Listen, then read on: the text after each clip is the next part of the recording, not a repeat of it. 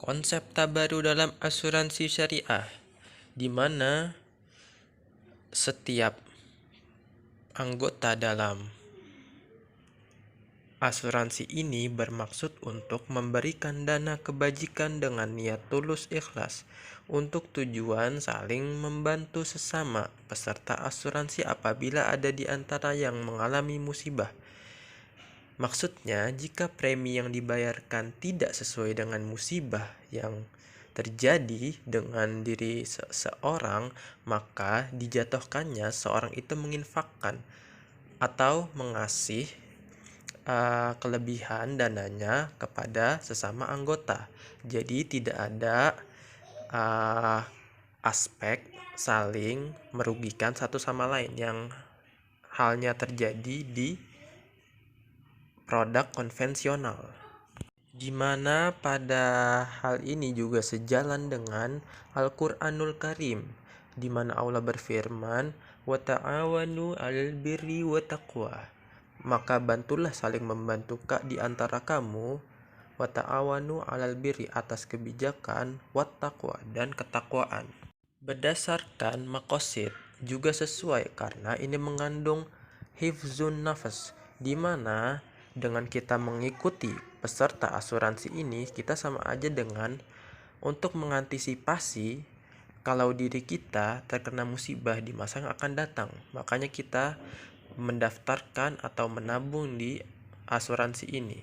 Hifzun nafas, hifzul akal, hifzul mal juga. Karena kita tidak bisa memastikan uang kita akan cukup di masa yang akan datang atau tidak. Makanya kita mengikuti program asuransi ini agar ada sistem saling membantu. Dijelaskan dalam Fatwa Dewan Syariah Nasional MUI nomor 21 di tahun 2001, menerbitkan Fatwa Akad Tabaru nomor 53 tahun 2006. Sebab dengan perjanjian inilah para peserta asuransi dapat saling menolong melalui premi yang dibayarkan. Juga implementasi hal ini diwujudkan dengan menggunakan akad hibah.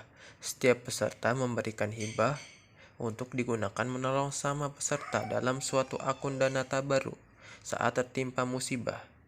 Sehingga masing-masing individu peserta merupakan pihak yang berhak menerima dana tabaru atau disebut juga mu'amman mutabarra.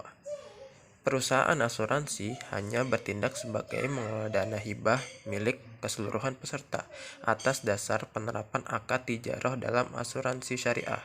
Oleh karena itu, pengelola dan peserta asuransi wajib memastikan keempat hal ini, yaitu hak dan kewajiban setiap individu peserta, hak dan kewajiban antar individu peserta dalam kelompok akun tabaru yang dikelola, cara dan waktu pembayaran premi, dan syarat-syarat yang disepakati sesuai dengan jenis asuransi.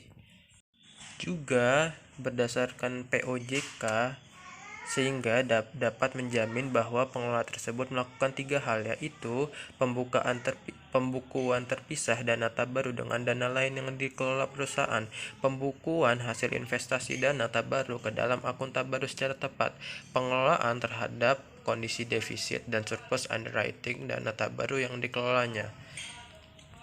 Jadi saya menyimpulkan bahwa asuransi syariah ini boleh karena berdasarkan fatwa dan juga AOIV, di mana juga sebagai alternatif dari asuransi yang sebelumnya konvensional yang dimana terlarang.